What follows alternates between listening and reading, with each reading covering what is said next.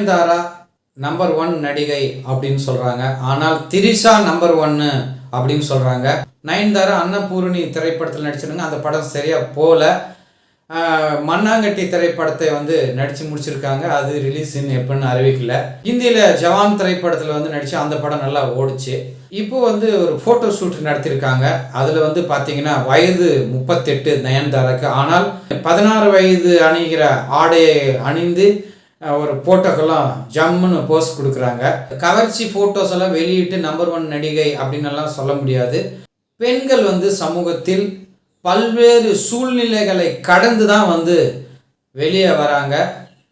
அப்போ நயன்தாராவை பற்றி தான் சொல்கிறாங்க. அது அவங்க என்ன சொல்கிறாங்கன்னா, நான் கடந்து ஒரு உதாரணமாக இருக்கிறேன், அது மற்ற பெண்களுக்கும் உதவியாக இருக்குது அப்படின்னு சொல்கிறாங்க. இன்றைக்கும் பெண்கள் ஒடுக்கப்பட்டு தான் இருக்கிறாங்க அப்படின்னு அவங்க குற்றச்சாட்டு வச்சுருக்காங்க.